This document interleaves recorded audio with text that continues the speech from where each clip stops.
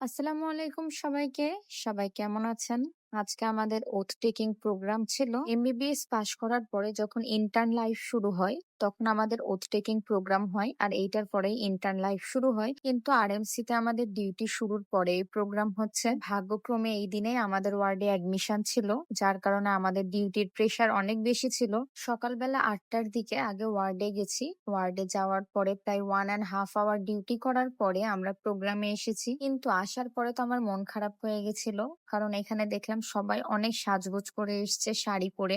আর এটা আমারও প্ল্যানিং ছিল যে আমি শাড়ি পরবো, কিন্তু যেহেতু ওয়ার্ড ছিল তো শাড়ি আর পরা হয়নি, কারণ শাড়ি পরে তো আর ওয়ার্ডে পেশেন্ট দেখতে পারবো না, তাও আবার অ্যাডমিশনের দিনে। প্রোগ্রাম শেষে আবার আমাদেরকে ডিউটিতে যাওয়া লাগবে। আর সেদিন আমার আবার ইভিনিংও ছিল, মানে সারাটা দিনই বলা যায় আমি মেডিকেলেই ছিলাম। লাঞ্চ করার জন্য বাসায় গেছিলাম 2 ঘন্টার জন্য, তারপরে আবার চলে এসেছি। ইদানিং সবসময় অনেক মন খারাপ থাকছে, মনে হচ্ছে এই নতুন জীবনে আমি কোনো মতেই খাপ খাওয়াতে পারছি না। কখন যে সকাল থেকে দুপুর আর দুপুর থেকে রাত হয়ে যাচ্ছে বুঝতেই পারছি না। আর আমার এই পুরোপুরি মন খারাপের কারণ একমাত্র আমার ছেলে আয়াজ।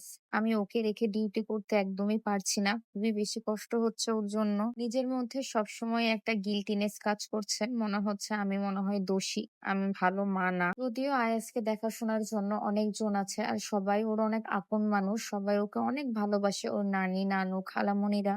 কিন্তু আমি তো ওর মা, এই জন্যই হয়তো আমি কখনোই ওর চিন্তা মাথা থেকে বের করতে পারি না। যাই হোক, আমাদেরকে এখানে কিছু খাবার দিয়েছিল টেস্টি ট্রিট থেকে, আর আমরা সবাই ক্যান্টিনে বসে এই খাবার খাচ্ছিলাম।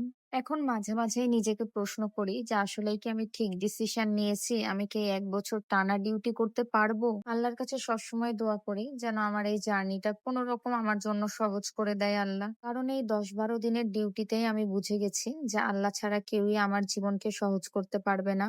সবাই যতই ওপর ওপর সমবেদনা জানাক, যখন হেল্প করার সময় আসে তখন কেউ থাকে না। যাই হোক, আমরা খাওয়া দাওয়া শেষ করে আবার ওয়ার্ডে ব্যাক করছিলাম। আর আমার এই দিনের শুরুতেই মনে হচ্ছিল এনার্জি সব শেষ হয়ে গেছে। ইদানিং তো আমি রেস্টও করতে পারি না, 12-13 ঘন্টা ডিউটি করে বাসায় যে এত বেশি ক্লান্ত হয়ে যায়। তারপরেও আয়াজের জন্য আমাকে বসে থাকা লাগে, ওর জন্য আমি ঘুমাতে পারি না। যখন ও ঘুমায় তখন আমি ওর সাথে ঘুমাই, আর ওইটুকু ঘুমের মধ্যেও দেখি যে আমি ওয়ার্ডে ডিউটি করছি। কি একটা আজব জীবন। যাই হোক, আজকের জন্য এইটুকুই। আল্লাহ হাফেজ।